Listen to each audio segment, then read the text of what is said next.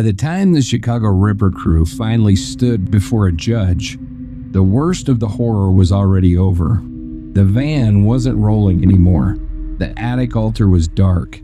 The L train still rattled overhead, but the city's monster had a name, a face, a file number. What nobody realized was that the legal system was about to carve the story up the same way the crew had carved their victims, piece by piece, uneven, leaving gaps that would never fully heal. Because the law does not speak in ritual and fear. It speaks in charges and counts, in technicalities and terms like eligible for release.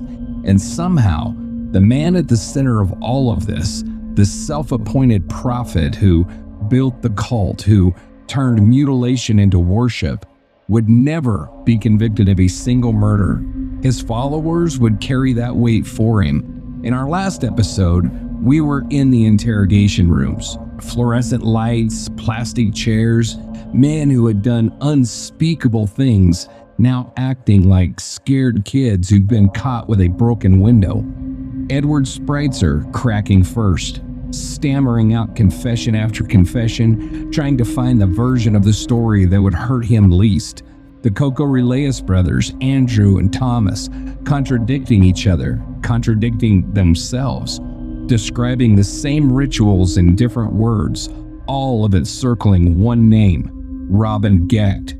He was always there in the stories, the one giving orders, the one reading from the Bible, the one holding the knife first. But when the talking stopped and the paperwork began, the system did what it always does. It looked for the cleanest path to a conviction, not necessarily the most complete version of the truth. And that's where this episode lives, in the space between what happened and what the law was willing or able to say about it. The trials were never just about four men. They were about the value of the women they preyed upon. They were about which victim got names in the headlines and which bodies were just case numbers unresolved. They were about what happens when a justice system that already discounts certain lives tries to prosecute a cult that specifically hunted those lives. On one side, you had families who had been living in a kind of open-ended nightmare, birthdays that never came, empty chairs at holidays, phone calls from detectives that always started with, "We're still looking into it." On the other hand, you had defense attorneys and prosecutors wrestling with confession tapes that didn't line up, forensic evidence eaten by time, and a ringleader who refused to crack. The result was a set of sentences that looked, on paper, like justice, and in practice, like a fractured mirror. One man would be executed. One would have his death sentence commuted. One would walk out of prison decades later to a world that did not want him, but had no legal way to keep him. And the man at the center, the, quote, real man, the one that others claimed to worship, would sit on a conviction that stopped just short of murder, buried under decades of rape, kidnapping, and mutilation, but never officially labeled what so many believe he truly was, a serial killer. This isn't the episode where we retell every crime. We've already walked the tracks with Beverly Washington as she fought to live long enough to speak. We sat in the van with Cynthia Smith as she was slashed and thrown back into the night. We've stood in the weeds behind a motel, staring at what was left of Linda Sutton, and tried to understand how anyone could call that ritual. Tonight, we're standing somewhere else. The courtroom, the parole board hearing room, the tiny chapel where a state executioner did his job while a family waited outside for a phone call saying, "It's over." We're going to walk through what happened when the Ripper crew was finally forced to answer for their crimes, who got life, who got death, who got out, and who never carried the legal label that matched his moral guilt. We'll talk about how Illinois politics, death penalty debates, commutations, sentencing reforms reshaped their punishment years after the blood had already dried. We'll talk about legal loopholes and plea bargains, how prosecutors sometimes traded charges like poker chips just to make sure at least something stuck. And we'll talk about the part the court couldn't see, The families who now spend their lives writing impact statements, showing up at parole hearings, measuring time not in years served, but in how many times they had to relive the worst day of their lives just to keep a killer behind bars. This is the final episode of our Chicago Ripper Crew series, the last stop on a road that started with a red van cruising Chicago's streets and ends with a question the law has never fully answered. What does justice look like when evil hides behind everyday faces? When a man can run a crew of ritual killers and still duck murder convictions? When a system designed to be blind to status seems to see victims on a sliding scale? We're going to lay out the sentences side by side. The man who died by lethal injection, the one whose death row became life in a cell, the one who walked out under supervision, and the one who will likely die in prison without ever being called what he really was in court. We're going to look at how these outcomes became possible, not just through the crime scene evidence and legal arguments, but through the quiet math of who society decided was worth fighting for. And when we're done with the paperwork, we're going to do something the system rarely has time for. We're going to give the last word to the women, not to the men who hurt them, not to the lawyers who argued over them, the victims, named and unnamed, who were turned into props in someone else's ritual and then reduced to exhibits in someone else's case file. This is where we hand down our verdict, not just on the crew, but on the system that tried them, punished them, and in some ways failed them. Because in Chicago, in the early 80s, evil wore a work shirt and punched a time card. He smiled at his neighbors. He bounced his kids on his knee. He went to court flanked by attorneys and insisted he was just a husband, a father, a working man caught up in a nightmare someone else created. The law gave him one kind of sentence. History and the families he shattered have given him another. Tonight, we're not chasing the van anymore. We're standing in the courthouse looking back and asking the one question no verdict can really answer. When the rituals are over and the headlines fade, what does justice actually look like for the people left behind?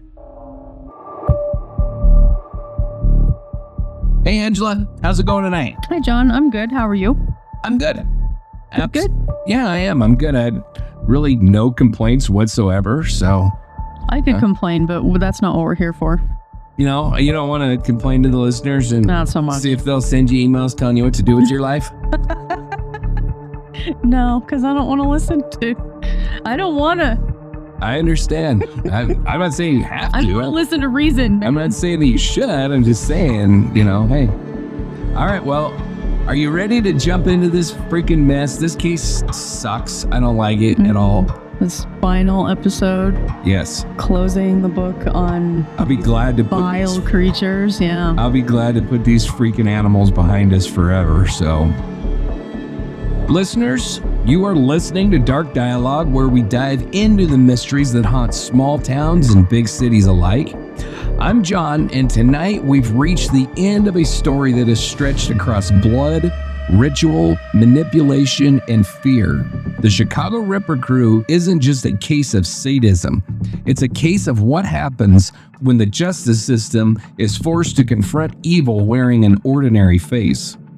Last episode, we were stuck in the interrogation rooms, confessions unraveling, lies collapsing, and the truth pointing again and again towards the same man, Robin Gecht.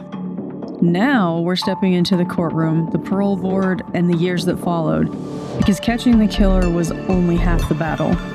What came next was a legal storm of sentencing, disparities, loopholes, reversals, and outcomes that left families asking the same question for decades. How did the man at the center escape murder convictions while the men who followed him wore that label forever? Angela, I know this episode hits differently. What's going through your mind stepping into the finale? Honestly, John, the thing that gets me is how uneven everything became once the courts got involved. When we covered the crimes, the brutality was consistent. The pattern was consistent, but once the systems picked it up, it felt like the outcomes depended on politics, timing, confessions, and technicalities, not necessarily on who was the most dangerous. And when you look at the victims' families, some of them had to sit through decades of hearings just to keep these men locked up. Some got closure, some never did. And the one person they believe orchestrated everything, the one everyone pointed at, somehow avoided the label everyone associates with this case. Yeah, exactly. And that's what we're going to be unpacking tonight. Not just the sentences, but the why behind them. Why Gecht slipped past murder charges. Why one follower was executed, while another walked out of prison 40 years later into a world that didn't want him back. While the system still struggles to decide what justice looks like when the crimes are ritualistic and the testimonies are tangled. Before we get into all that, though, a quick reminder. As always, if you're watching us on YouTube, hit that like button, subscribe, and tap the bell so you never miss an episode. If you're listening on Spotify, Apple Podcasts, or anywhere else, follow the show, rate us 5 stars, and leave us a review. It only takes a moment. It's free, but it helps to keep these stories alive and helps us bring more cases and more victims' voices into the light. And if you'd like to see photos, documents, updates from this series and from any show across the Dark Dialogue Network, you can follow us on social media, or you can check out our website, www.darkdialogue.com. All right. Tonight, we break down the trials, the sentencing, the parole controversies, and the question that still echoes through Chicago's criminal history. I'm your host, John. And I'm Angela. And this is Dark Dialogue, because the past doesn't stay buried, not in a courtroom, not in a sentencing transcript, and not in the families who've never stopped fighting. So if you really want to understand how the Ripper Crew cases unfolded, not the myth, not the panic, but the actual way the cases landed inside a courtroom, you start with 1 year, 1983. Everything that would later send 3 men to prison for life and 1 to death row hinged on a pair of decisions made just a few months apart. A single trial in September, a single evidentiary ruling in December. 2 quiet legal moments that decided what the state could prove and what a jury would be allowed to hear. The first of those moments was the start of asshat number 1's trial. That's Robin Gecht for what he did to Beverly Washington.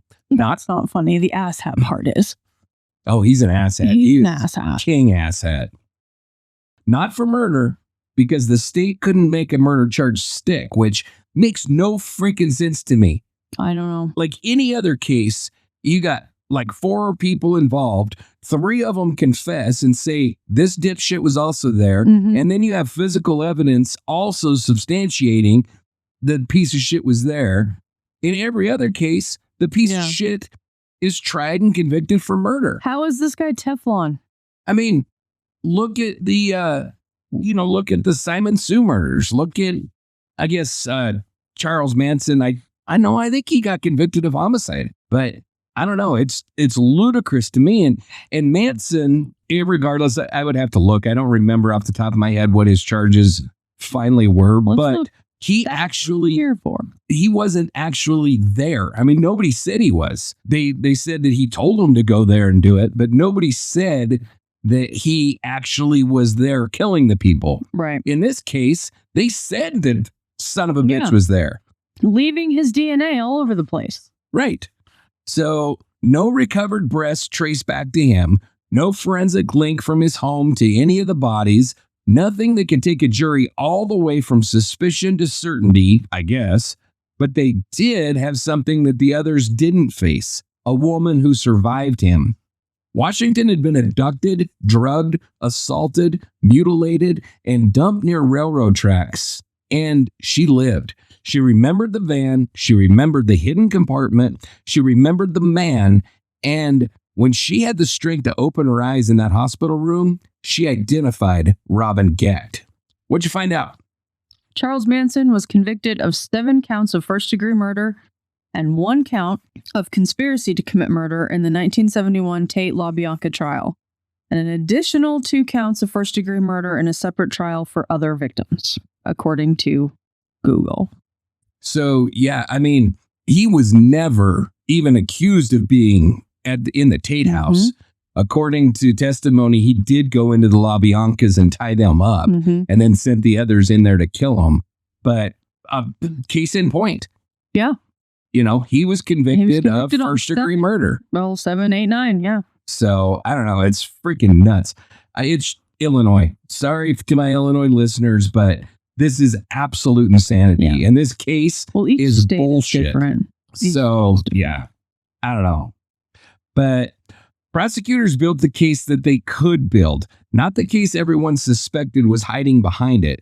They charged him only with the counts connected to Washington: attempted murder, aggravated kidnapping, rape, deviant sexual assault, aggravated battery, armed violence. They kept the murders in the background as implication, not indictment, because they knew better than to gamble a homicide trial with no forensic hook. The irony is that this narrow case, the one that wasn't about the killings at all, would become the foundation of everything that followed.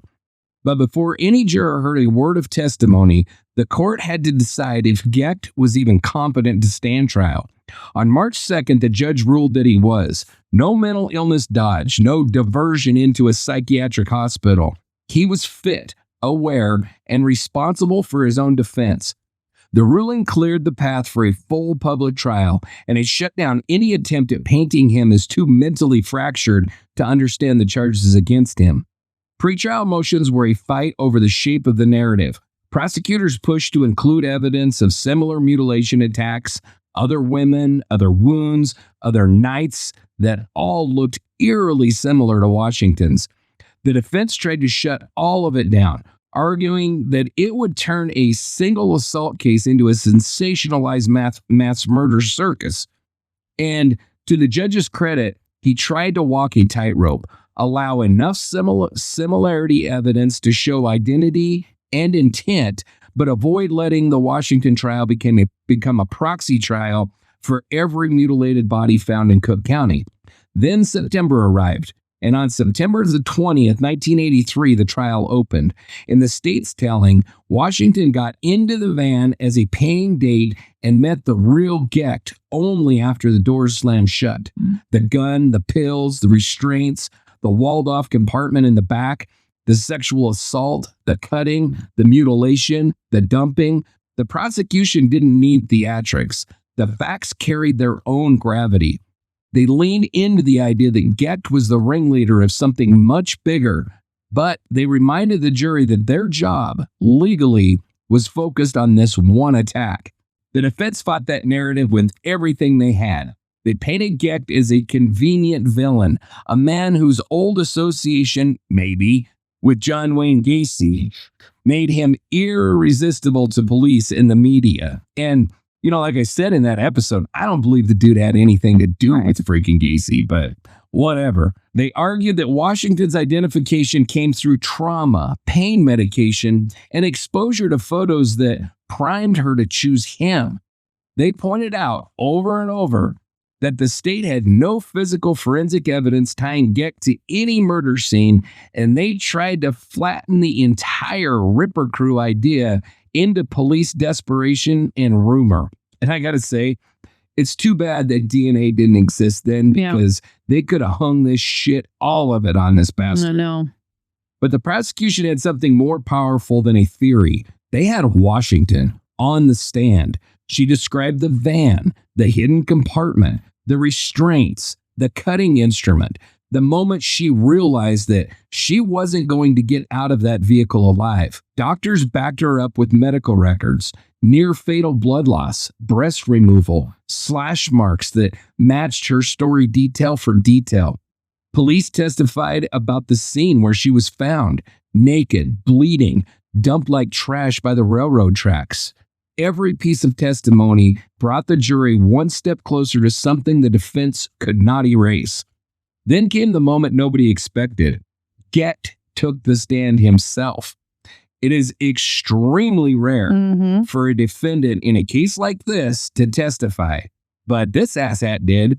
He admitted involvement. He denied leadership. He denied cult activity. He denied murder. He said the van wasn't a torture chamber, and he tried to shrink his role down to something that still wasn't innocent, but maybe it wasn't monstrous either. His lawyers hammered the same points: questionable identification, no forensics, sensational press, and a narrative inflated beyond the evidence. And while Gecht was trying to separate himself from the other three men, something else was happening in a DuPage County courtroom that would decide their fate.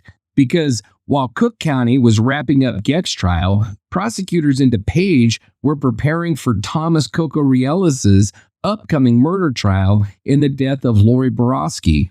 And Thomas's defense team was trying to suppress the very thing that would later define the entire Ripper Crew story: his confessions.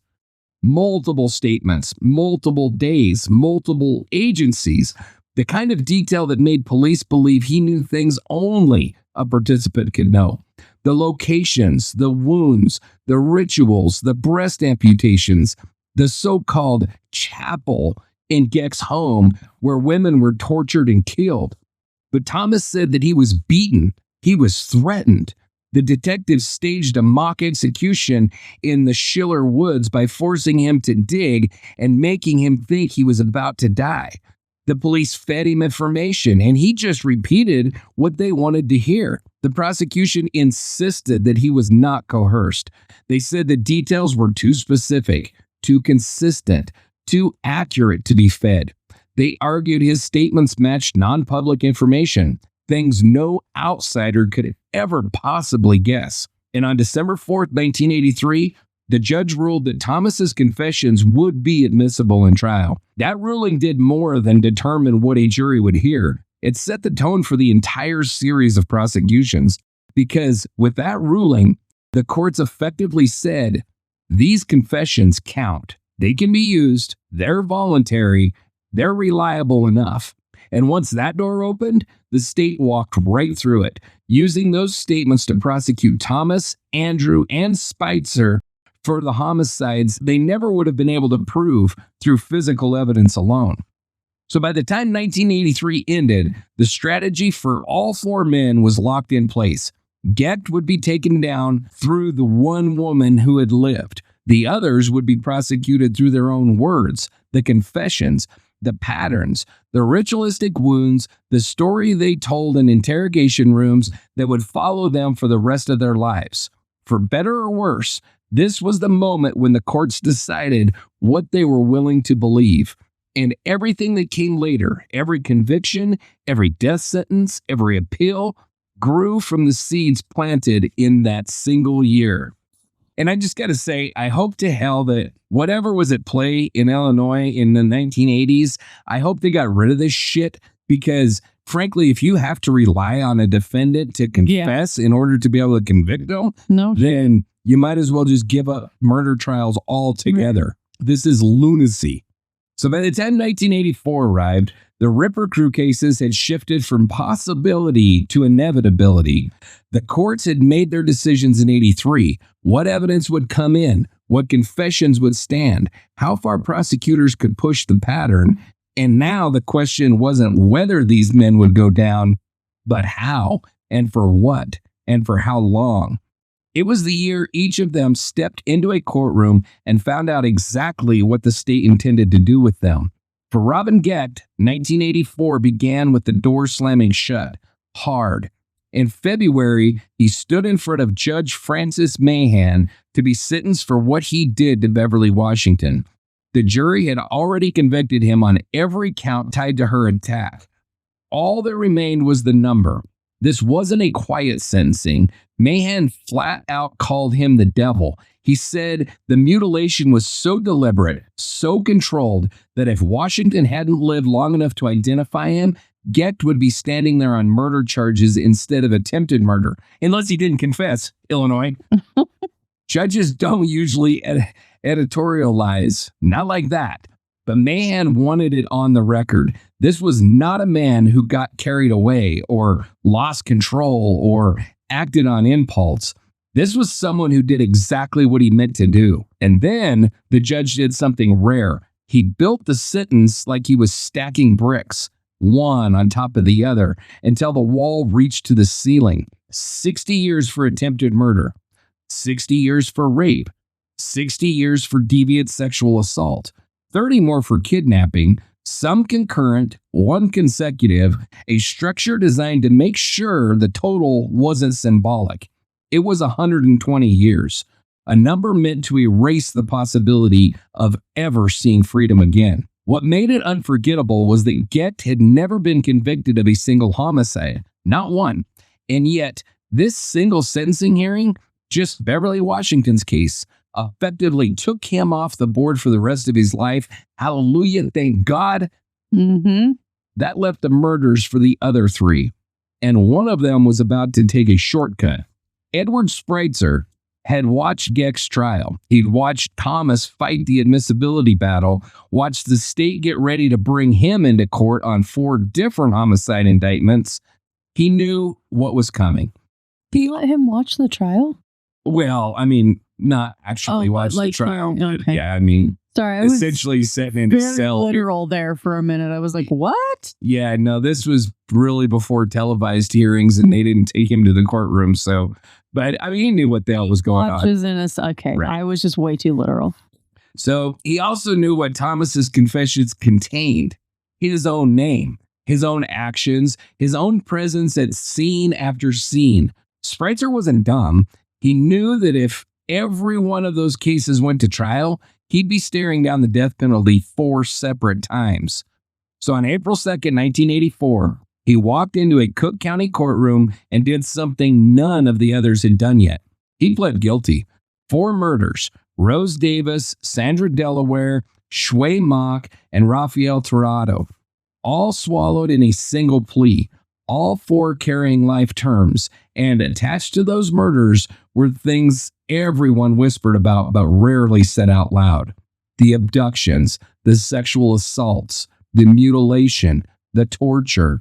The deal kept him off of death row for those Cook County cases, but it also planted a seed that would come back later, because once he admitted to 4 murders, once those convictions were on the books, they became the ammunition that the state needed in DuPage County to argue that he met the multiple murder aggravator. His plea didn't just end 4 cases. It loaded the gun for his future death sentencing hearing in the murder of Linda Sutton. Spreitzer closed the door behind him without realizing that he'd just opened another. While those pieces were locking into place, another battle was underway, one that would decide the fate of the youngest member of the group. Thomas Kokoraleis went on trial in DuPage County for the kidnapping, rape, and murder of 21-year-old Lorraine Lori Borowski. A daylight abduction, not an alley, not a dark street, broad freaking daylight. On her way to unlock the real estate office where she worked, her keys were found right outside the door. Her body was found later, partially clothed, stabbed so many times that pathologists struggled to count each wound with precision. In the center of the prosecution's case, the thing everything else hung on, was the confession the court had ruled admissible just a few months earlier. The jury heard Thomas's words, how he and Spreitzer spotted Borowski walking toward the office, how they forced her into a vehicle, how they drove her to a secluded area, how they assaulted her, stabbed her, and left her in a field. They heard details that matched the autopsy, details that matched the dump site, details that matched the injuries. But the jury also heard Thomas recant every bit of it. He told them that the police beat him, that they threatened to kill him, that in the middle of the Schiller Woods, detectives forced him to dig his own grave as part of a staged execution meant to terrify him into talking. He said officers fed him details, the wounds, the order of events, the location, and he simply repeated whatever they wanted to hear. He said nothing he told them was voluntary. And I gotta say, if we're talking about like Jesse Miskelly in the West Memphis 3 case or something, That's what it sounded like. You can make an argument, but for this piece of shit, you can't make any freaking arguments. He knew shit nobody could have possibly known, because he knew shit that the cops hadn't discovered yet. You know, he knew about like the breasts in the box in the attic and shit like 15 that. of them. I mean, yeah, it is not comparable to coerced confessions. So the state countered with the familiar refrain that he provided information no outsider could know. Details never made public, multiple statements given on multiple days to multiple officers. The detectives denied laying a hand on him, and in the end, after hearing every word of that fight, the jury believed the prosecution. On May 18, 1984, they convicted him. Murder, rape, aggravated kidnapping, and just like that, Thomas became the third member of the crew with a murder conviction on his record. Only one question remained. What would his punishment be? Illinois prosecutors pushed hard for the death penalty. They argued this murder was part of a pattern, part of a series of crimes more sadistic than anything the country had seen in decades. But the judge didn't give them death. Not yet. Not for his first conviction. On September 7, 1984, Thomas Kokoraleis was sentenced to life imprisonment for killing Lori Borowski. Life for the murder, additional terms for the rape and kidnapping, but the life term swallowed everything else. He left the courtroom that day with the same legal certainty as Gecht and Spreitzer. He wasn't going home again. And here's the thing that no one knew yet. The sentence wouldn't be the last. An appellate court would later overturn the conviction because jurors never heard certain co-defendant statements that may have helped this dipshit defend himself. And rather than risk a retrial that put him back in front of a capital jury, he would plead out years later for a single 70-year term. But in 1984, in the moment we're living in right now, the story looks simple. Gecht was buried under 120 years. Spreitzer had locked in 4 murder convictions, and Thomas had been handed life for Lori Borowski. 3 men, 3 different paths, all leading to the same place, the rest of their lives behind bars. And by the end of 1984, only one member of the crew had not yet faced a homicide sentencing, Andrew Kokoraleis. But that reckoning was not far behind. In February and March of 1985, the state finally put Andrew Kokoraleis through his first full homicide trial. The case they chose was the murder of 30-year-old Roseback Davis, and by the time the verdict and sentence were in, you could see the blueprint the prosecution was going to use on the Ripper crew over and over again. Build everything around detailed confessions, back it up with medical and crime scene evidence, bring in other murders to show a serial pattern, and then reach for the harshest punishment the law would allow. The Davis case was brutal, even by Ripper Crew standards. Rose was a married woman from Chicago. On September 8, 1982, her nude, mutilated body was found in a narrow gangway off North Lakeshore Drive. She hadn't just been killed. She'd been beaten, stabbed, sexually assaulted, and desecrated. At autopsy, the pathologist documented multiple stab wounds, deep cuts across her breasts, and a 4-inch piece of wood forced into her vagina. Those details weren't background color. They were the core of the torture, sexual sadism narrative the state leaned into when they walked the jury through what happened to this poor woman. The trial opened on February 6, 1985 in Cook County. In his opening statement, Assistant State's Attorney Joel Goldstein told jurors that Andrew and co-offender Edward Spreitzer took Davis off the street and into a van. He said they gagged her, handcuffed her, raped her, and then stabbed her and mutilated her before dumping her in the gangway. He described Rose as a woman who, quote, died without dignity. And that phrase became a kind of theme for the prosecution. This wasn't a split-second street killing. This was deliberate, extended cruelty. The state built the case around Andrew's own words. Detectives, an assistant state's attorney, and a court reporter all took the stand and described his confessions. In those statements, Andrew said that he, Robin Gecht, and Spreitzer spotted Davis walking alone, forced her into their van, raped her, and stabbed her with a kitchen knife. He went beyond Rose's case and claimed that he had participated in as many as 15 to 16 similar murders. Jeez. That number mattered. It didn't just place him at one scene, it put him right in the center of a string of attacks that investigators were already treating as a serial pattern. Over repeated defense objections, the judge allowed other crimes evidence to come in.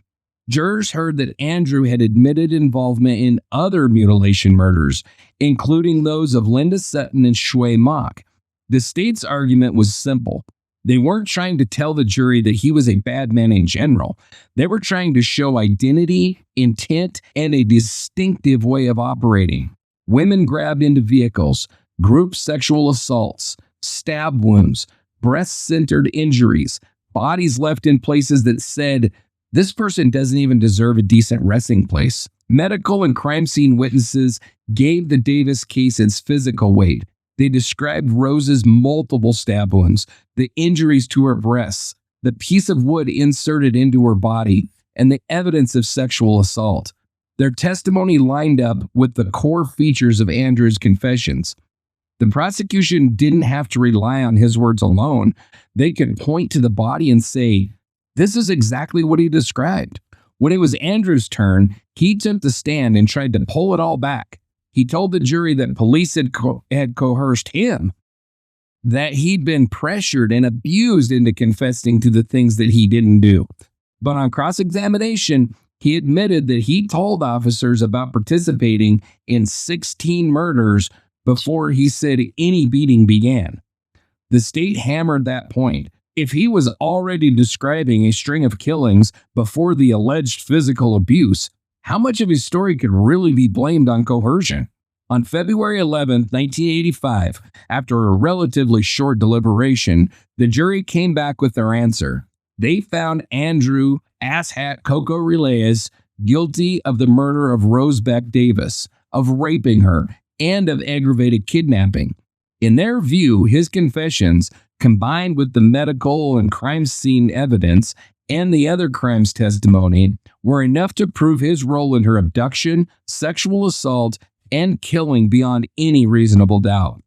That moved the case into the next phase, punishment. At sentencing, prosecutors went straight for death. They argued that Davis's abduction, rape, and multiple stab wounds and sexualized mutilation put this crime among the worst that Cook County had ever seen. They reminded the court and the jury that Andrew himself had admitted to multiple other killings with Gecht, Spreitzer, and his dipshit brother Thomas. They wanted the Davis case to stand as the one that took him off the map permanently. The jury wasn't unanimous. In the capital phase, they deadlocked. News coverage from the time makes it clear they could not all agree to impose the death penalty, and without unanimity... There's a word. There is a word. Yeah. And without unanimity, the court was barred from sentencing him to die. So the final decision fell to the judge. On March 18, 1985, the trial judge sentenced Andrew to natural life imprisonment for the murder of Rose Beck Davis. On top of that, he imposed an extended term 60-year sentence for rape and an extended term 30-year sentence for aggravated kidnapping. Later, the Illinois Appellate Court would step in and reduce those extended terms, cutting the rape sentence down to 30 years and the aggravated kidnapping sentence to 15. But the life term stood. And that's the key point for where we are in this arc. Before DuPage County ever put him on trial for the Lorraine Borowski case, before there was any talk of a death sentence out there, Cook County had already locked Andrew into spending the rest of his life in prison for what happened to Rose Beck Davis. 1985 didn't just convict him, it froze his future. It showed in a single trial exactly how the state planned to deal with the Ripper Crew.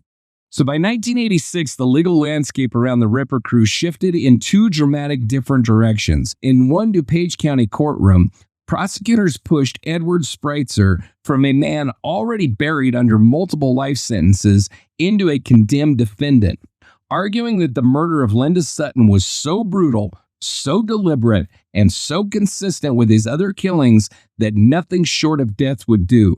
In another courtroom, an appellate panel was tearing open the conviction of Thomas Kokoraleis in the Lorraine Borowski case, exposing how fragile the state's reliance on interlocking confessions really was. Put together, the year revealed just how heavily these prosecutions leaned on statements, who gave them, who recanted them, and which ones juries were allowed to hear. Spreitzer's 1986 Sutton trial began on February the 25th. By then, he had already pleaded guilty in Cook County to 4 murders: Rose Davis, Sandra Delaware, Shui Mock, and Rosario Torrado, and was serving life terms. But DuPage County, it wanted its own reckoning for what had been done to 21-year-old Linda Sutton. Spreitzer waived a jury for the guilt phase, leaving Judge Edward Cowell alone to hear the case. The state laid out the core sequence. Sutton, last seen around 11 p.m. on May 23, 1981, vanished into the orbit of the same people who had been preying on women across Chicago. About a week later, her body was found discarded in a field east of the Brer Rabbit Motel in Villa Park. Hands cuffed behind her, partially nude, stabbed repeatedly in the chest, and with both breasts removed. The prosecution argued that Spreitzer, Gecht, and the other dipshits picked her up in Chicago, drove her to the motel area, dragged her into the bushes, tortured her, mutilated her, and left her to die alone in the woods. The center of the trial was Spreitzer's own November 1982 statements. Detectives and an assistant state's attorney testified that he described taking Sutton in a van with Gecht, driving her to Villa Park, and participating in her mutilation. In one account, he said Gecht severed a breast with a wire-type device and assaulted the wound while she screamed. The other, he said that on Gecht's orders, he used electrical wire from the van to remove the second breast, and that he briefly penetrated the chest cavity. When Spreitzer took the stand, he admitted that the November 5th statement, where he described his role in the mutilation, was accurate. But he tried to retreat from the broader November 8th confession, casting himself as a psychologically dependent follower, operating under Gecht's domination, not a sadist in his own right. Judge Cowell didn't buy it. He credited the state's version of events, finding that Sutton's death resulted from multiple stab wounds inflicted during the abduction and torture. On March 4th, he issued a bench verdict of guilty on both murder and aggravated kidnapping. When the judge read his findings, DuPage County shifted immediately into capital mode. Even with 4 previous life terms already locked into place, prosecutors saw the Sutton case as the one that demanded death. Spreitzer elected to have a jury decide his sentence. That sentence hearing opened with a simple but devastating eligibility argument. Under Illinois law, a defendant could receive death if convicted on multiple murders. The state introduced the certified Sutton conviction and formal judgments from Cook County documenting the 4 previous murders Spreitzer had admitted in his 1984 plea bargain. That was more than enough for the jury to find the statutory aggravators satisfied. The case then moved into aggravation and mitigation, one side portraying Spreitzer as a sadistic serial predator whose crimes involved abduction, sexual assault, mutilation, and disposal. The other trying to frame him as an immature, psychologically dependent young man under Gecht's control.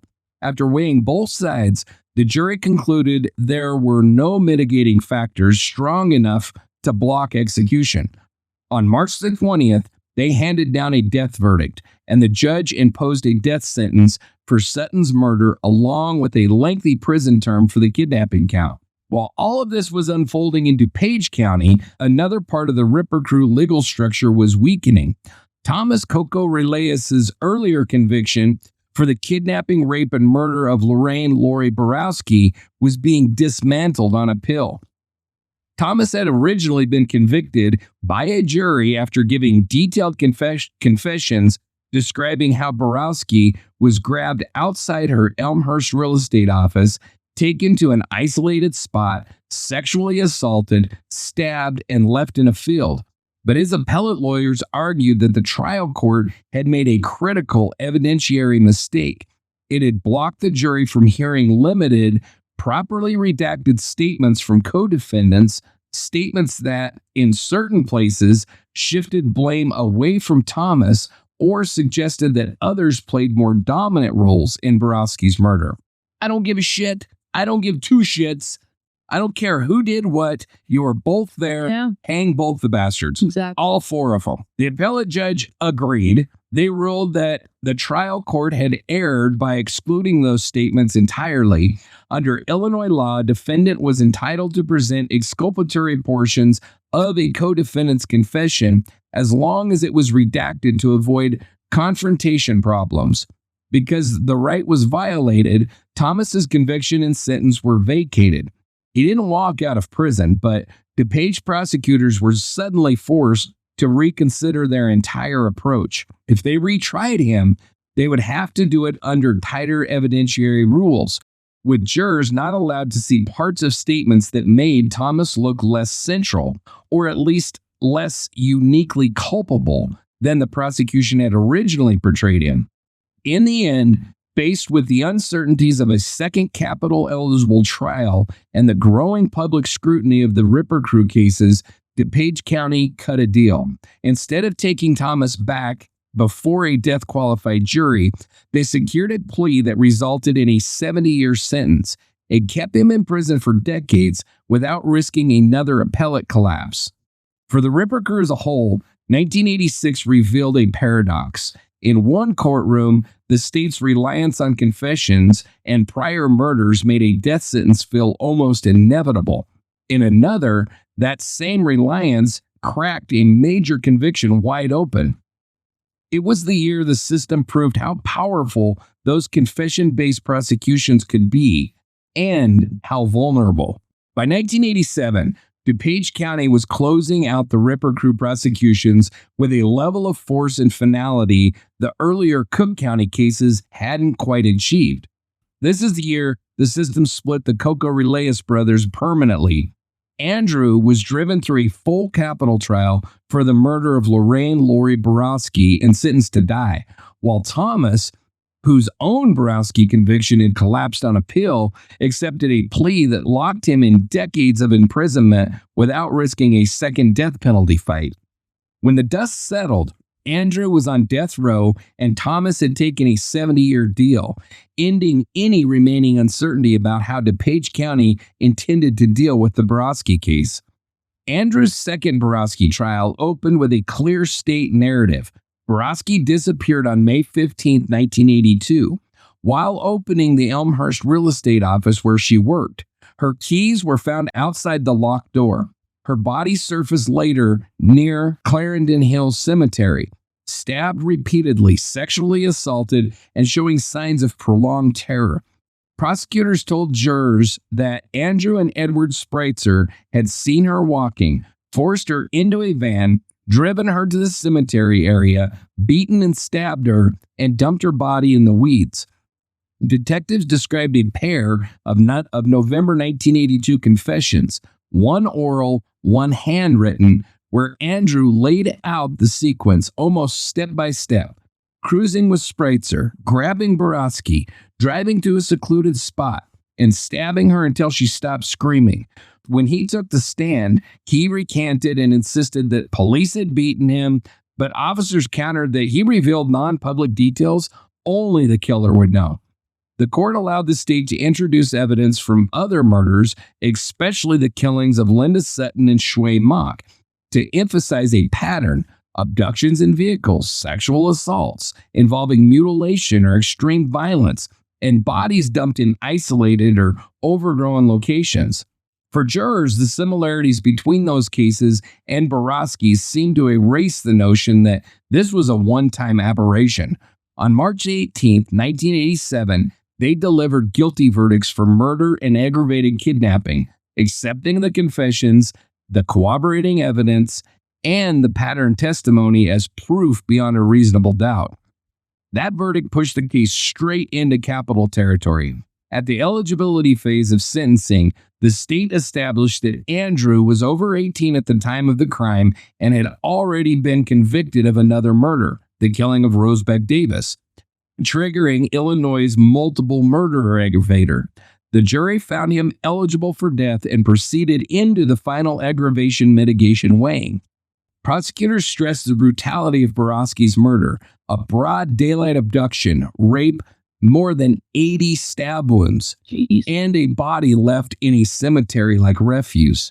They reminded the jury that another court had already sentenced him to natural life for Davis's torture murder, and they emphasized his role in the broader sequence of mutilation killings tied to the Ripper crew.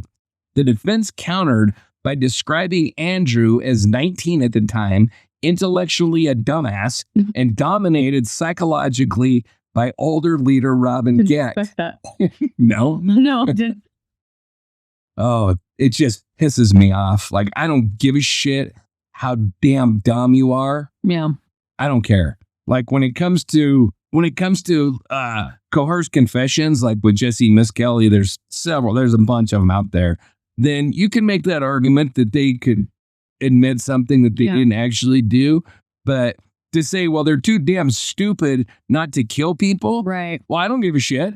That just means that just means we need to get rid of them. They can't live in society. I don't give a shit what the reason is that you are out raping, murdering, and mutilating women to an extent you seldom even hear of. Yeah. I don't give a shit what the reason is. You need to go away. You need to be out of society forever, whether we kill you, whether we lock you away. I don't give a shit either way. Yeah. But you need to go away forever. Anyway, sorry. I don't disagree. But he was too stupid, and he was dominated psychologically by the older leader, Robin Gecht, more follower than architect, more pliable than predatory. But the jury wasn't persuaded. They thought like me. They concluded that no mitigating factor outweighed the aggravating circumstances. And on April the 30th, 1987, Judge Edward Cowell sentenced Andrew to death, with a separate term for aggravated kidnapping layered beneath it. The Illinois Supreme Court later affirmed the sentence, and Andrew was executed in 1999. Really? Really. So by the end of 1987, DuPage County had achieved what prosecutors had been building toward since the first confession surfaced in 1982, a capital sentence against Andrew for the Borowski murder and a long, determinate term against Thomas that avoided the uncertainties of retrial. The brothers, once co-defendants in overlapping cases, now stood at opposite ends of the penal spectrum. One headed to death row, the other sealed into decades of imprisonment, marking the final legal separation of their paths in the Ripper Crew prosecutions. Fast forward a little bit. On March the 17th, 1999, at a little after midnight, Andrew Kokoraleis became the final person executed in the state of Illinois. His death by lethal injection at the Toms Correctional Center marked the end of a prosecution arc that had begun 17 years earlier with the abduction, rape, mutilation, and murder of 21-year-old Lori Borowski. It also marked the end of capital punishment in the state as it had existed for decades. What unfolded that night was not simply the conclusion of the Kokoraleis case. It was the final chapter of Illinois' modern death penalty. In the months leading up to the execution, Andrew's attorneys had exhausted nearly every avenue of appeal. They argued that his earlier natural life sentence in the Rosebeck Davis case should have barred a later death sentence, and they raised the broader concerns about the reliability of Illinois' capital system, a system that had been shaken repeatedly by overturned verdicts and exonerations. On the day of the execution, a brief spark of hope flickered when Illinois Supreme Court Justice Moses Harrison II issued a temporary stay. But the full court dissolved it within hours, and the U.S. Supreme Court declined further review. With all judicial doors closed, the final decision fell to Governor George Ryan. Ryan publicly struggled with the case. He had supported the death penalty for years, but Illinois' mounting record of wrongful convictions lingered heavily over his administration. Even so, late on the night of March 16th, he denied clemency, stating that Borowski's murder was so brutal and the evidence of Andrew's guilt was so strong that he would not intervene. He acknowledged the failings of the system, but concluded that certain crimes remained within the moral bounds of the ultimate punishment. Hours later, the state of Illinois prepared for what would become its last execution. Andrew was moved by helicopter to the Supermax Tom's Correctional Center, where Illinois had built an execution chamber specifically for lethal injection. In the final days, officials reported that he refused solid food and drank only water. He read from the Bible and visited with at least one of his brothers. His demeanor in those final hours was described as quiet, resigned, almost inwardly focused, a stark contrast to the violent histories that had brought him there. Shortly after midnight, he was led into the execution chamber and secured to the gurney. Witnesses later said that he sighed several times, licked his lips, and seemed to whisper faintly before the drugs took him. At approximately 12:30 a.m. on March 17, 1999, he was pronounced dead. He was 35 years old.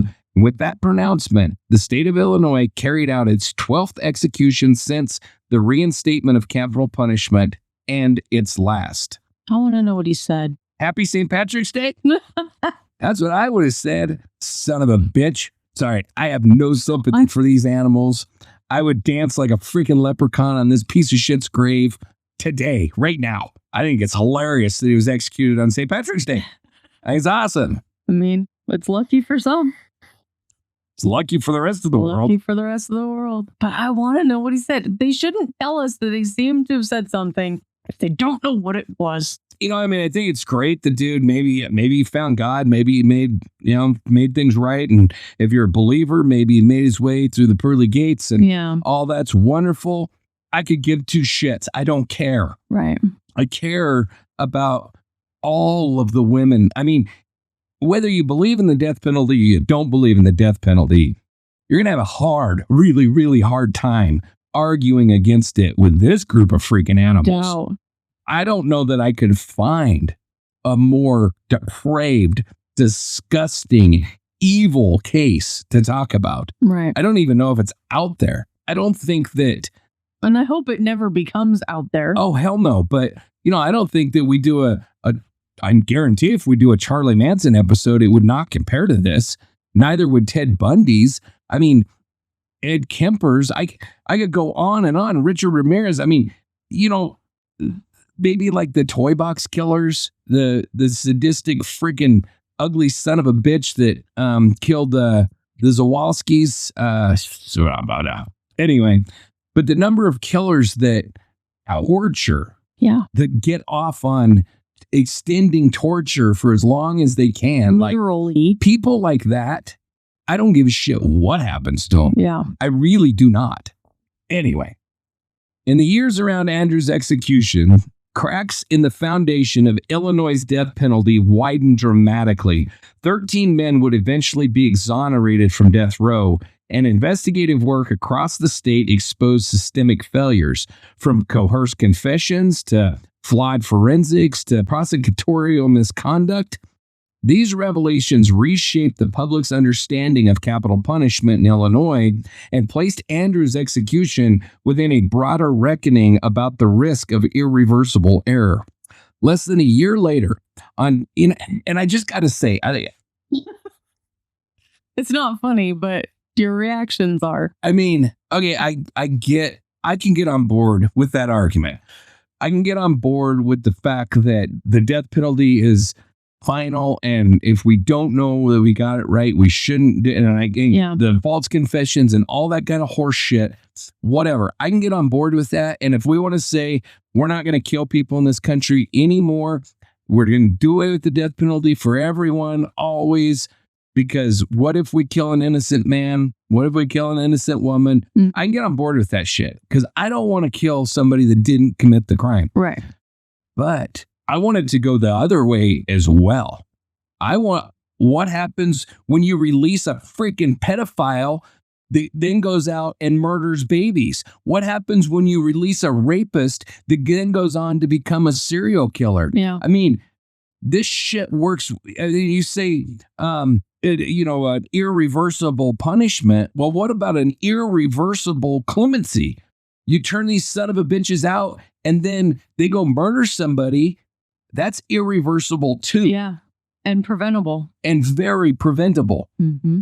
The big difference is we know that those bastards are criminals, rapists, child molesters. I mean, I can go on and on about sex crimes because there is no rehabilitation for these sick sons of bitches. They're going to reoffend. We know they're going to reoffend. And how do I know that we know?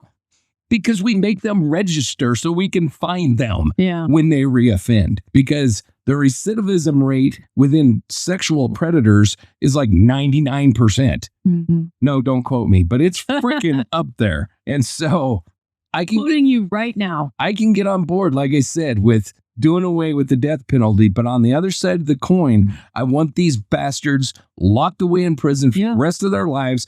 And as we go through the rest of this episode and we learn that one of these son of a bitches is walking the streets right now, well, that's not okay either. That's on the other end of the spectrum of not freaking okay. But I will say, I have no problems with Andrew dying. I do have a problem with Andrew being the only one that we killed. Yeah. Anyway, less than a year later. I love you. Anyway. Less than a year later, on January 31st, 2000, Governor Ryan declared a moratorium on executions, citing the unacceptable possibility of killing innocent people. That moratorium remained in place until 2011, when Governor Pat Quinn signed legislation formally abolishing the death penalty and commuted all remaining death sentences to life without parole. In the sweeping arc from reinstatement to the Kokoraleis execution to the moratorium and the eventual abolition, Andrew's death stands as a fixed point. It marked the end of one of the state's most notorious serial murder prosecutions, and more profoundly, the last time Illinois exercised its authority to kill in the name of justice. And I will just say, you couldn't have picked a better son of a bitch to be the last one, because in my mind, all four of these freaking animals should be dead. Robin could have been better. Well, this is true. Yes. Okay, moving on. In January of 2003, as he prepared to leave office, Illinois Governor George Ryan made one of the most sweeping and controversial criminal justice decisions in the state's history. With a single action, a blanket clemency order covering every condemned prisoner in Illinois. He dismantled the death row that had defined the state's justice system for decades, and in that mass commutation, one name carried particular weight for the Ripper Crew cases: Edward Spreitzer. His death sentence for the murder of Linda Sutton became life without parole, transforming him from a condemned man awaiting execution into another permanent inmate in a system Ryan had declared too broken to trust with life and death decisions.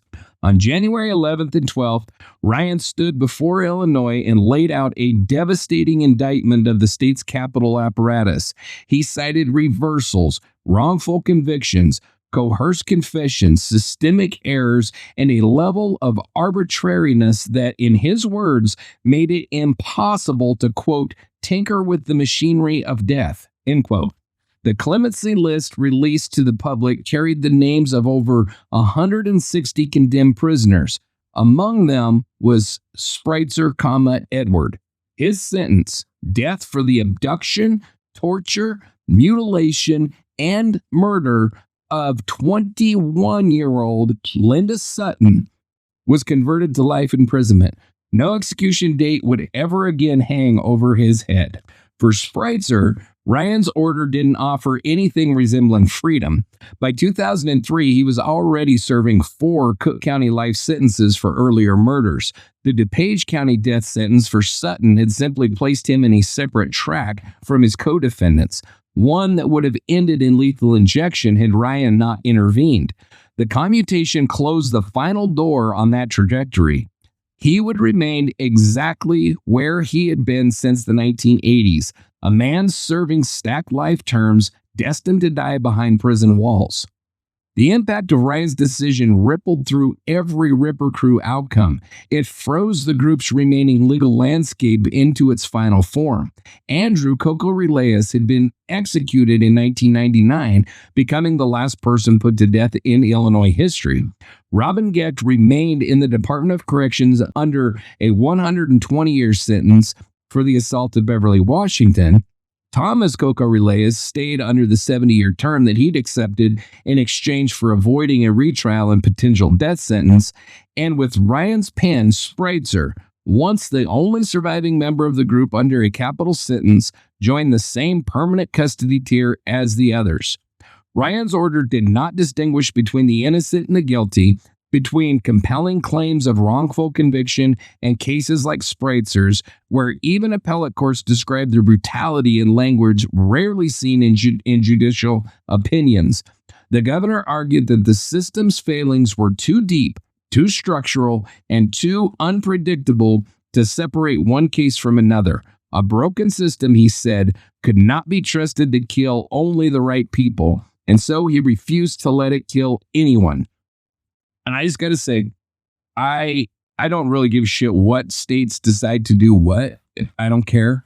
Wyoming, I sure as a shit can't say that we got it right. We haven't killed anybody for freaking ages. Mm-hmm. But I think it should be, I don't think a governor should have the authority to dismantle a penalty that was enacted by the legislature. Is that not why there are teams of people that do checks and balances and such? Well, that's why we have three branches of government. Yeah, that's what I'm saying. I mean, I'm all on board with a governor having the ability to offer clemency to a death row inmate, because you really have to have that decision be held by like that one last person. Mm-hmm. If that's what the law says, then I'm all on board with it.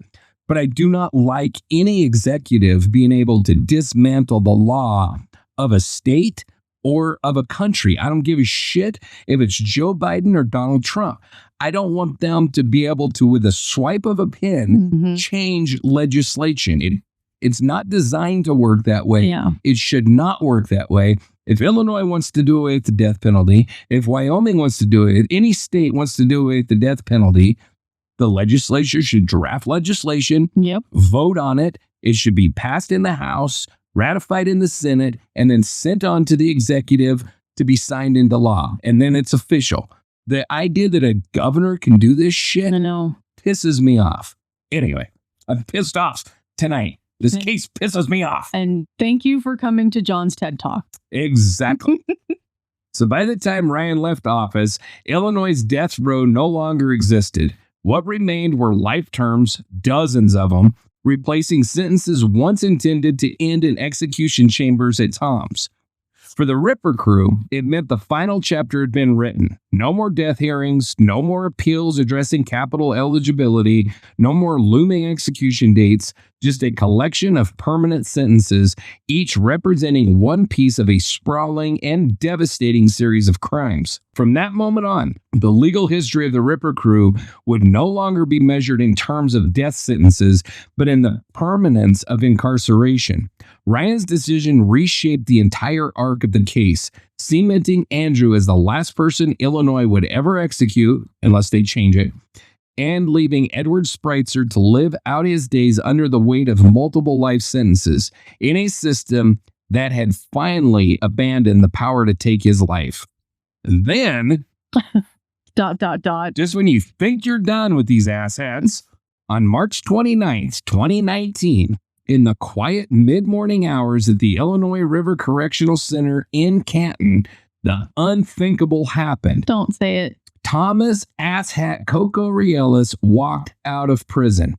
He was 58 years old. 50 freaking 8 years old. Still way young enough to kill people. Mm-hmm. The same man once indicted as part of one of the most sadistic murder groups in Illinois, and I would say in American history, convicted in the abduction, rape, and killing of a 21-year-old Lorraine Lori Borowski, stepped into the free world after the state determined that he had legally served the maximum time required on his 70-year sentence. There were no... How?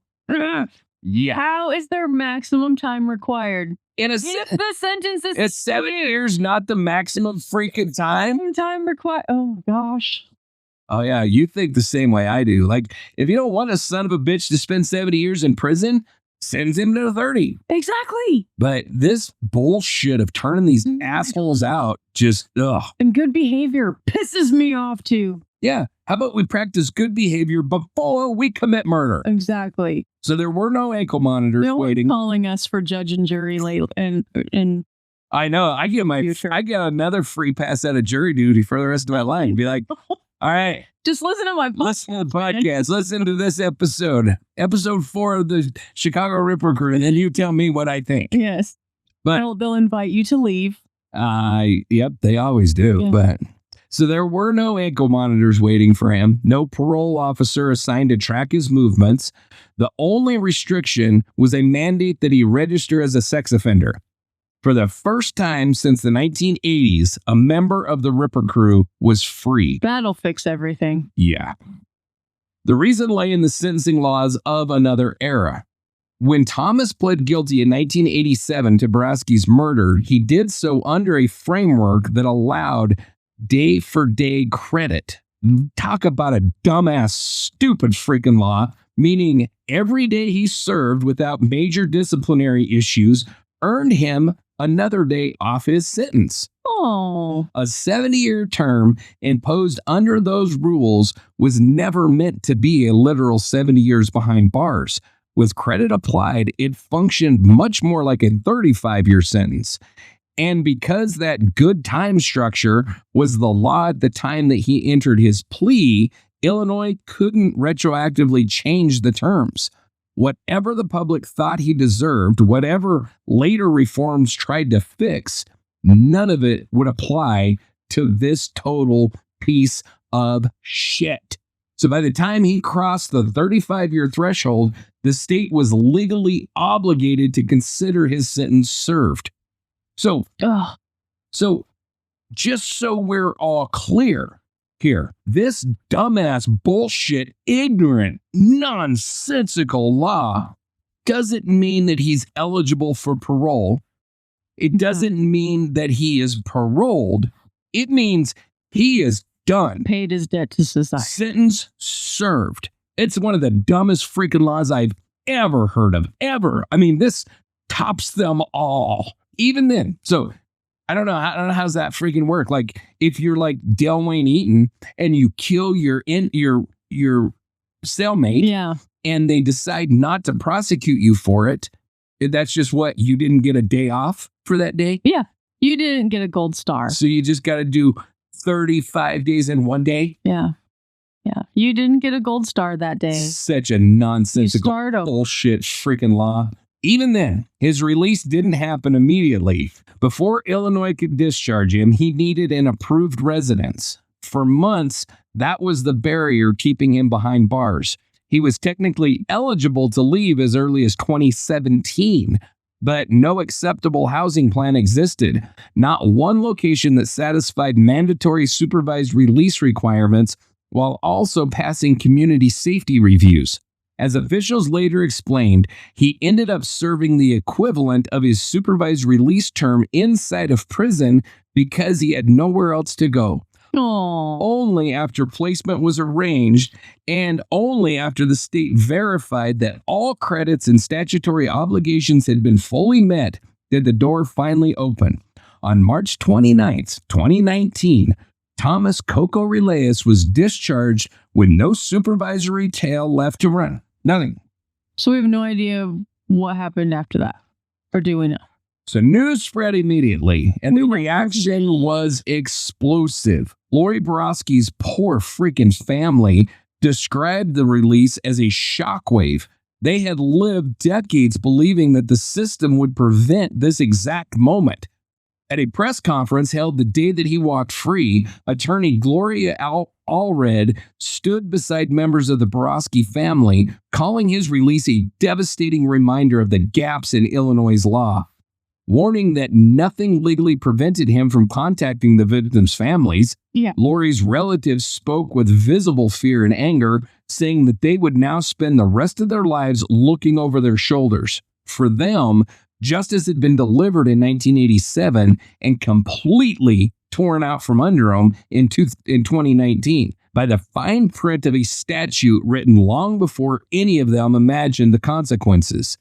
The public concern wasn't theatrical. Thomas's release triggered community alerts from police departments, including Elmhurst, where Borowski had last been seen alive. Officers warned residents about his history, about the crimes attributed to the group that he had been a part of, and about the fact that he was likely the only Ripper Crew member who would ever rejoin society. For many, it reopened wounds that they assumed had scarred over decades ago. As the months passed, reporters tracked his movements across Illinois. His attempts to settle in Aurora and then in Peoria generated new waves of community resistance and public anxiety. Neighborhood meetings were held. Questions circulated about who exactly was responsible for monitoring this freaking animal. Mhm. The answer, unsettling to many, was no one. His supervision term had expired while he was still incarcerated. The only legal requirement was registration. He could move, he could work, he could keep to himself, all without the oversight most people expected for someone involved in the crimes of this magnitude. By the spring of 2019, the story of Thomas Kokoraleis had entered its newest and strangest phase. A former member of the Ripper Crew, free not because of a court's reassessment of guilt or because of new evidence or advancing innocent claims, but because of the sentencing mechanics in place at the time of his dumbass plea deal. Illinois didn't choose to let him go in 2019. Illinois chose to let him go in 1987. When the 70-year sentence was written into law with a clock that would run out decades later. And on March the 29th, 2019, that clock struck 0. So that's what happened. That's what happened to the son of a bitch. And, I bring up Lloyd Borowski's family because that's who he was convicted of killing, but it's the families of all of these victims. The son of a bitch was involved in who knows how many. Yeah. I think he admitted to 17 or 18. So at least 17 or 18 women. I mean, this is equivalent to turning Ted Bundy out on the street. Yeah. This is equal to releasing Richard Ramirez. I mean, it is absolutely absurd. And I don't give a shit that he's retarded and dumb. No. I don't care. This man still did it. Murdered and mutilated women. And we're not talking about walked up and shot somebody in the head. I mean, we're talking about torture. Slow. Yeah. You don't have to be smart to have a conscience. You don't have to be smart to see a person or an animal suffering and say, this is bad and I need to stop. I need to stop whatever's causing this pain. Mm-hmm. You don't have to be a smart person to see someone or somebody crying in pain and react to want to stop that pain. That's not a question of intellect. Yeah. That's a question of humanity. Yeah. And if you don't have it, you're not human. And I don't give a shit what happens to you. Anyway. That's like the theme tonight. Anyway. Yeah, I've gotten on a couple soapboxes. Sorry, listeners. To understand the full horror of the Ripper Crew, you have to strip away the courtroom technicalities, the appellate rulings, the procedural battles, and confront what these men actually did. Not to who, not yet, but what. Because long before the indictments were organized by counties and dates and statutory citations, a small group of men drove through Chicago's streets at night, hunting for women. And once they found them, the brutality that followed wasn't impulsive or chaotic. It was ritualized, controlled, repeated. Their crimes formed a pattern so grotesque and so consistent that seasoned detectives, medical examiners, and prosecutors struggled to put language to it. These weren't assaults. These weren't just homicides. These were acts of torture carried out with purpose, abductions from city sidewalks, women forced into vans, restraints, handcuffs, gags, blindfolds, sexual assaults that escalated into mutilation, amputations carried out with wires, knives, or makeshift tools, wounds turned into sites of further violation, bodies dumped like garbage in alleys, fields, cemeteries, and wooded strips along expressways. Many victims died in pain that lasted far longer than most homicide victims will ever experience. Some suffered more injuries than a coroner could count. Some were killed in ways that left seasoned pathologists shaken. Investigators would later learn that at least some of these attacks were framed within a kind of twisted pseudo-religious ritual, an atmosphere of domination created by a leader who mixed sexual sadism with mock chapel theatrics to justify what they were doing. Whether every man believed it, whether each one participated equally, doesn't matter. The result was the same. Women abducted off the street, stripped of dignity, brutalized, mutilated, and left to die alone in the dark. The cruelty was not an accident. It wasn't a momentary loss of control. It was the point. They drove around looking for prey. They targeted women who were vulnerable, marginalized, or simply in the wrong place at the wrong time. They used vehicles modified for concealment, compartments, panels, tools kept within easy reach. They carried electrical wire, not for repairs, but for amputation. They stabbed not to kill quickly, but to inflict pain and prolong suffering. Their violence was not merely physical, it was psychological, ritualistic, and sadistic. This was brutality with a signature. Every law enforcement officer who worked this case, Chicago PD, DuPage County detectives, Cook County prosecutors, medical examiners, all would later describe a level of depravity that felt medieval. One detective said that the crime scenes looked like nightmares. One prosecutor said that the mutilations were so surgical they bordered on, quote, acts of evil performed with intention. A doctor who examined a surviving victim testified that she had lived through the injuries that should have killed her within minutes. She survived by inches. And through it all, the group continued, night after night, month after month. These weren't isolated explosions of violence. They were a series of hunts conducted across the Chicago area, often with multiple men participating. In many cases, the only physical evidence that remained was the body itself and the wounds carved into it. But the confessions, when they finally came, some detailed, some rambling, some self-serving, painted a picture of a pattern far broader and more horrifying than the number of formal charges could ever reflect. That is the truth of who the Ripper Crew was, a group of men who treated torture like ritual, who mutilated women as though it were privilege, who used fear, knives, wire, and domination as tools of pleasure, who prowled the city like predators wearing human faces. Their story is often framed by what happened in courtrooms, verdicts, pleas, appeals, reversals, sentences, releases. But before any of that, they were simply this: a pack of sadistic cowards who preyed on the vulnerable and left a trail of devastation behind them. This is the violence that we must remember before we can talk about where they are now. So when you step back from the trials, the appeals, the reversals, the pleas, and the decades of legal wrangling, you're left with a reality that still feels impossible to justify. 4 men participated in some of the most sadistic crimes in the country's history, and today their fates look nothing alike. One was executed, one is free, one, arguably the most vicious mind behind all of it, was never convicted of murder and will be eligible for parole in old age, and one sits in prison for life, spared from execution not by mercy, but by the collapse of the state's death penalty system. This is where the Ripper Crew stands now.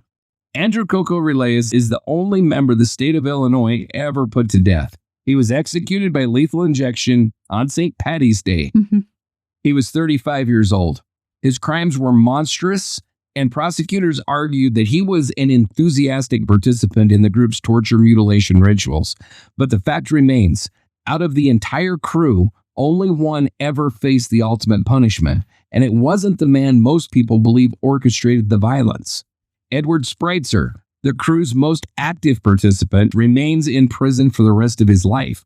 He sits in a cell at Pinckneyville Correctional Center, serving multiple life terms, some from his Cook County plea, one converted from his death sentence after Governor George Ryan commuted every death row case in 2003. Spreitzer once faced lethal injection for the murder of Linda Sutton.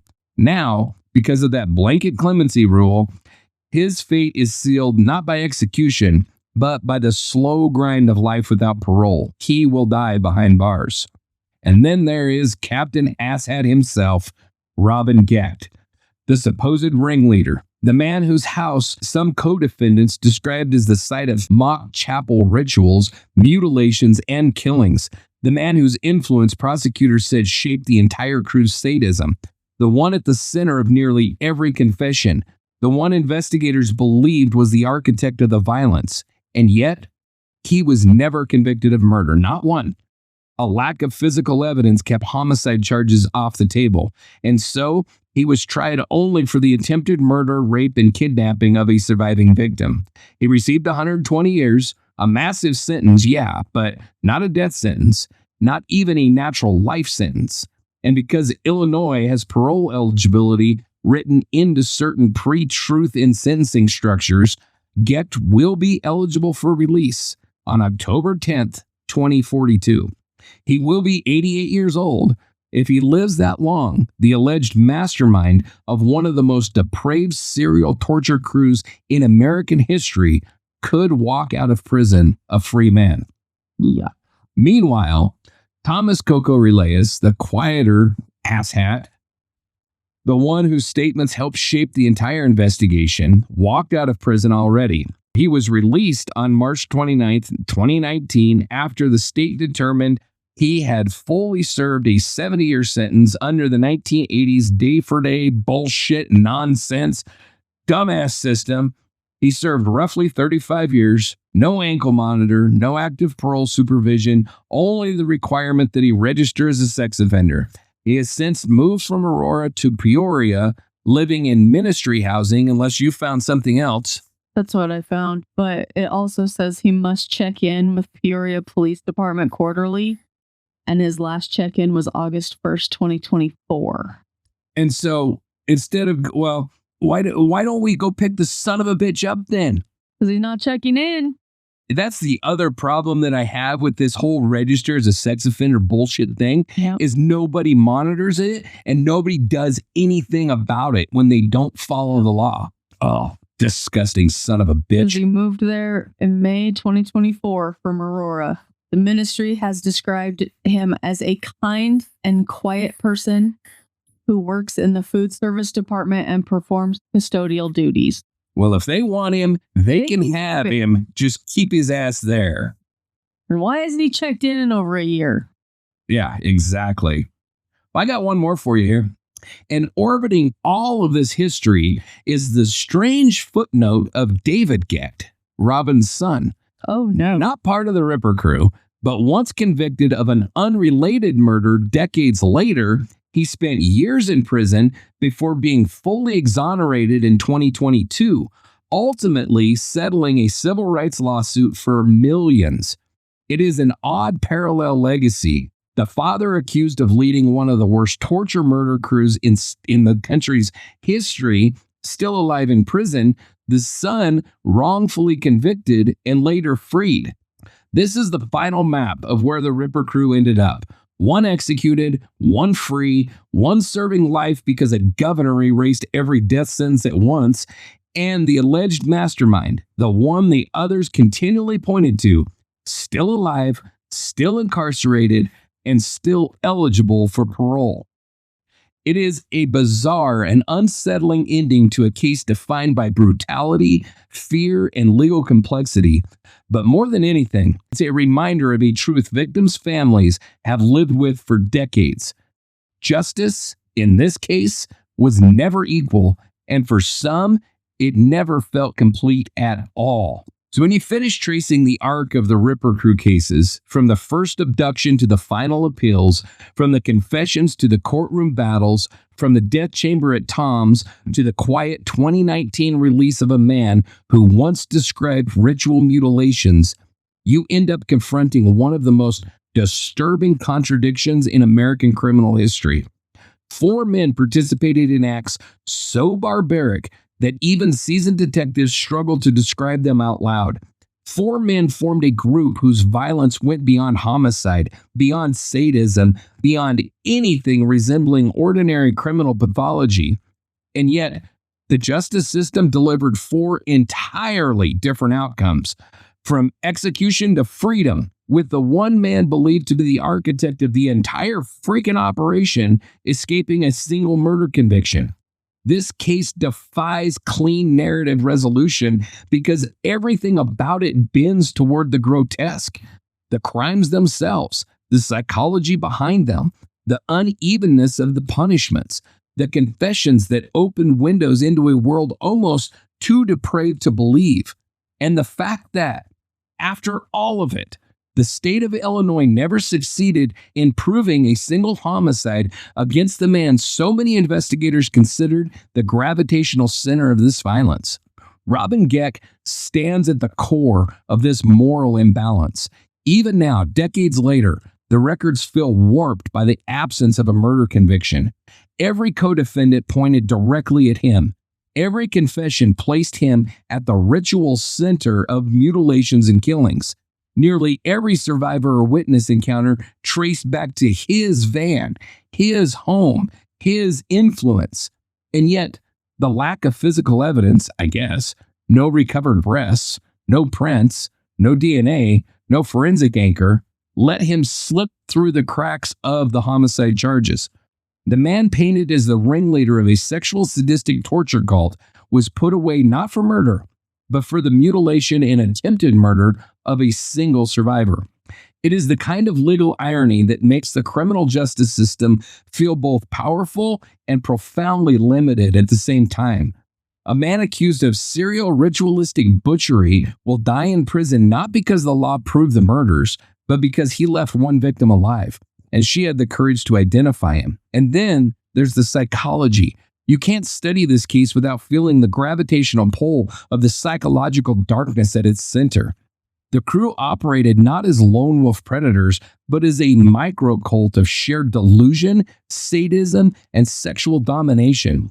Their crimes show hallmarks of group psychology gone rancid, the diffusion of responsibility, the reinforcement of violent fantasies, the escalation of cruelty that happens when no one in the room is the voice of restraint. It is the kind of group pathology seen in torture units, death squads, and other enclaves where violence becomes identity and ritual replaces conscience. The mutilations in these crimes, focused, repeated, intentional, weren't random bursts of violence. They reflected a fascination with bodily destruction that is extraordinarily rare even among serial offenders. The removal of breasts, the sexual assault of wounds, the mock religious framing described in confessions. These are not just murders. They are desecrations. They are performances of power. They are statements of who controlled life and who controls death. That level of sadism isn't born in a vacuum. It spreads. It requires an organizing force, a person who shapes the narrative, defines the rules, builds the fantasy. For investigators, that person was Gecht. For the men who confessed, that person was Gecht. For the surviving victim whose courage saved future lives, that person was Gecht. But for the law, the absence of a body tied directly to him meant the absence of murder charges. On the other end of the spectrum sits Andrew Kokoraleis, a man who helped carry out the group's attacks, who confessed in chilling detail, who once described acts that no human being should ever have to put into words, and yet he is now walking free, legally unmonitored, decades after the crimes. This is the kind of outcome that makes you question the very architecture of sentencing systems and good time credit statutes. How a man connected to a serial mutilation crew can live in Peoria, Illinois today under the same legal freedoms as any released felon is something victims' families will never reconcile. Edward Spreitzer, multiple life sentences, condemned by a jury, saved by a governor's sweeping clemency order, still breathing in prison. Andrew Kokoraleis executed, the only one the state ever managed to kill, and in a twist that still feels surreal, the last human being Illinois would ever put to death. 4 men, 4 outcomes, and not one of them neatly aligned with the nature or the scale of the crimes themselves. This case stands apart because it refuses to let the darkness fade into tidy categories. It forces you to confront the boundaries between the monstrosity and law, between what investigators know and what prosecutors can prove, between what is morally certain and what must be legally established. It shows how the worst crimes do not always translate into the harshest sentences, and how the most dangerous mind in a group can evade the very charge that defines the group's legacy. And most of all, it reminds us that these cases were never about the killers. They were about the women whose lives were taken, desecrated, and discarded. Women who deserve to be remembered not for the horrifying ways they were killed, but for the human lives they lived before the crew ever crossed their path. Before we turn to the victim tribute, take a moment to sit with that truth. Justice in this case was never evenly distributed. It was jagged, fragmented, and shaped as much by the limitations of evidence as by the enormity of the crimes. But the women at the center of it deserve a story that isn't defined by the men who ended their lives. And that is where we go next. Before we close this chapter, we have to turn our attention where it always should have been, toward the women whose lives were stolen, and toward those whose names may never be recovered from the shadows. Cases like this, cases where cruelty becomes ritual and violence becomes a kind of twisted creed, can pull focus toward the offenders. But what matters in the end is not the men who inflicted the harm. It's the people they hurt, the voices silenced, the stories interrupted, and the futures erased by their hands. The women targeted by the Ripper crew came from different neighborhoods, different backgrounds, different stages of life. Some were young and just beginning to step into adulthood.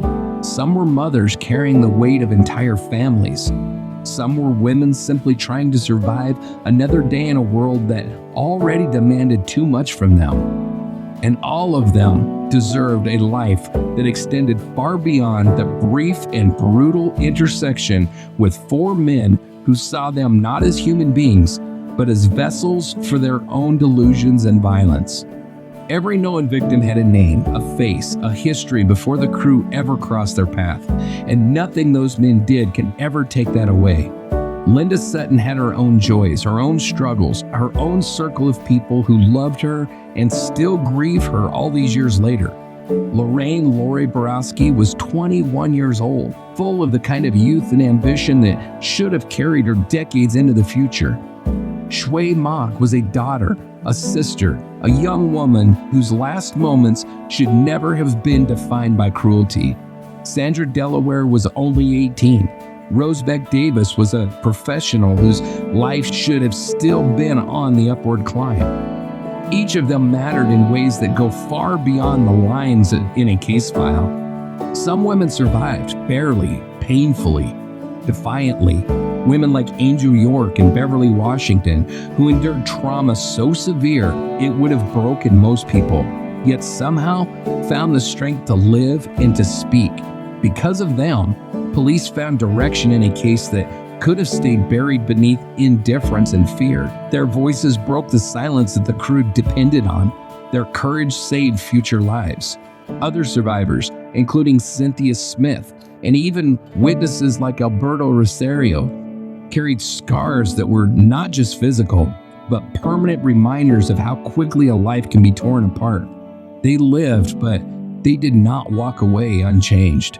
And then there are those whose names never made the papers, the women known only through confessions or through bodies found in places where no one should be left, the unnamed cocktail waitress, the unidentified Hispanic woman whose injuries echoed the crew's signature mutilations, the woman Edward Spreitzer described, the one whose body was thrown into the water with bowling balls tied to her, a victim the world never got the chance to restore even with a name, and the women whose bodies were never recovered at all, lost in the margins between confessions, rumors, and investigative dead ends. These unknown victims matter every bit as much as the ones that we can name. The lack of a name does not mean the lack of a life.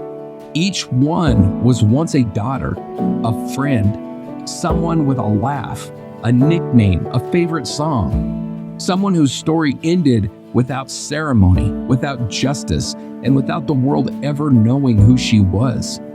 Even the cases later ruled out, the ones that sparked suspicion but ultimately proved unrelated, remind us how widespread the fear was during this era, how easily the edges of one tragedy can blur into another when violence becomes the backdrop of a city.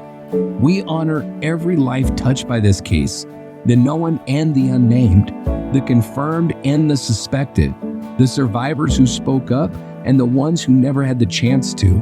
And we honor the possibility, the painful, heavy possibility that the real number of victims may never truly be known. Because every confession hinted at more. Every pattern suggested a broader scope. Every gap in the timeline whispered that the crew's cruelty did not begin with the first body found, nor did it end with the arrests. This tribute is not about the darkness of their last moments. It is about the light they brought into the world before the darkness ever found them. It is about the families who still carry their memory, the communities that refuse to let them be forgotten, and the truth that no amount of horror can erase a person's humanity. As we remember them now, we acknowledge the full weight of what was lost. We speak their names when we can, and we hold space for those whose names have been lost to time. We recognize that their stories deserve far more than fear and silence. They deserved safety. They deserved love. They deserved years that were stolen from them by 4 men who chose cruelty over humanity. To every woman harmed by the Ripper crew, known, unknown, named, unnamed, found, or unfound, you are remembered here. You are honored here. And as long as these stories continue to be told, the men who tried to erase you will never succeed. Your light endures, even in the shadow that you left behind.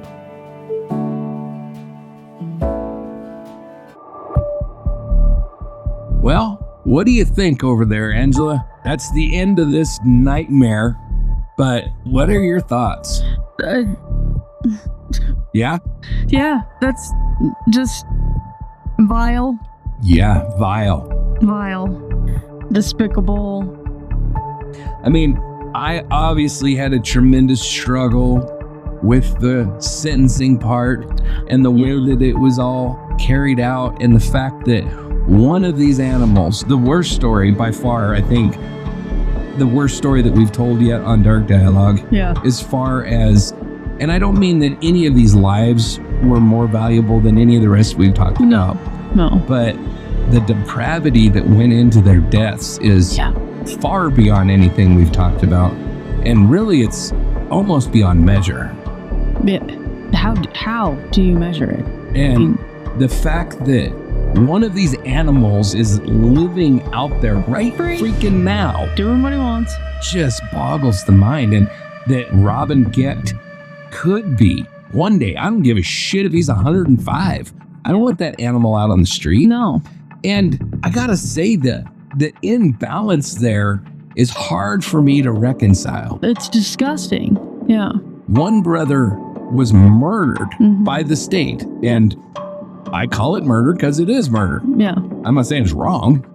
Right. It's just murder. Right. He was murdered by the state for what he did. Exactly. The other brother is turned loose at the young age of 58. Yeah. That's freaking young, man. That's a lot of life left. Hanging out at a ministry. And then you got another one that's in prison for the rest of his freaking life. And another one that could potentially get... it is all over the map. It's completely insane. I have a really hard time reconciling that portion of it. And I don't... It's difficult. And that's not even a strong enough word. Yeah, it's crazy. And it's not even like in the Simon Sue case, it's not even a comparison between like the ones that actually were involved in the murders and the ones that weren't, because they were, take Robin Gecht out of it. Yeah. I think it's bullshit that he wasn't tried. Exactly. They should have tried him 17 different times. Oh, yeah. To see if one could stick. I don't give a shit if the jury comes back not guilty. Okay, next one up. Yep, next, take a number. And there we go. I think that they definitely could have convicted him, but take him out of the equation. You still got 3 that confessed to murder. Yeah. How can their sentences range from execution to release? It just is insane. I cannot reconcile it. Anyway, I ask you what you think and then I talk, so. But you and I agree, and I don't think any different. Like, it's just nuts. There's nowhere to go with it that makes anybody feel any better. No. And there's no way to make anybody feel better. No. Except when they announced that Thomas Kokoraleis died of a heart attack or was hit by a bus. Or sorry, did I say that out loud? Well, you were nicer when I was going to say, because my next one was going to be, or a family member found him. Yeah. Dealt out their own version of justice. Parts of his was cut off and raped and mutilated. Come on. Because I gotta say, if this was a family, an eye for an eye situation here. If this was a family member of mine, he would be a target. I'm just saying, he would not be safe. Right. They're holding a lot of restraint. Oh man. That family. Yeah. I don't know how they're just that. I don't know where you harness that strength. I don't either, man. I don't either. All these poor freaking families in this case. Every case that we talk about, Yeah. Anyway, that brings us to the end of this episode, obviously. This case, it sits heavy. There are crimes that haunt us because of what you don't know, and then there are crimes that haunt you because of what you do know. The Ripper Crew falls into that second category, a level of depravity that doesn't fade with time. A case where the brutality wasn't just incidental, it was the point. And somehow, the man who built the ideology behind it never faced a murder conviction, while the one that should have been first in line for a death sentence is still breathing, still aging behind bars, still eligible for parole one day. That imbalance is something you just don't forget. It's just unbelievable that someone like that could avoid a murder charge entirely. Exactly. And disgusting. Exactly. And at the same time, you've got one member of the crew walking free today.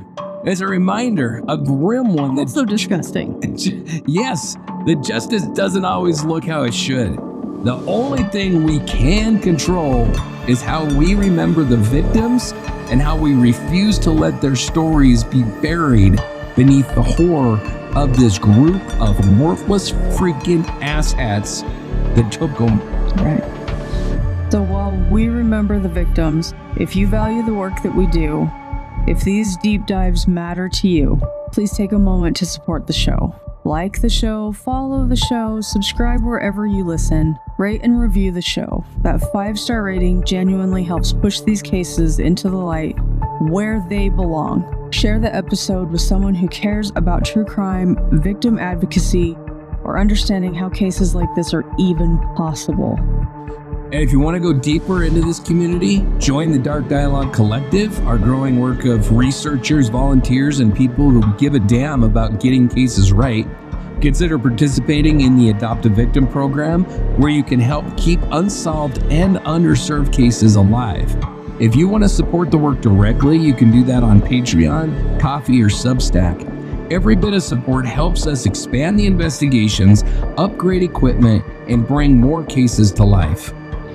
And remember, if you have case theories, corrections, insights, or just want to reach out, You can always email us. We read every message, and your input shapes the future of this show. And truly, thank you for being here. Cases like this are hard, and it means a lot that people care enough to listen. It really does. And what we missed on that last one was the email is info@darkdialogue.com. And you can find everything that we just talked about, ways to support us, you can listen to all of our different shows on our network. Everything can be found on our website at www.darkdialogue.com. And until then, we're going to put a stamp in this one. Finally, I'm glad to be done with it. The next case that we have coming up, we're going to Florida for. So it's going to be, and it's a pretty intriguing one. Okay. It'll be a lot of fun. But until next time, stay safe, stay curious, and keep the dialogue alive.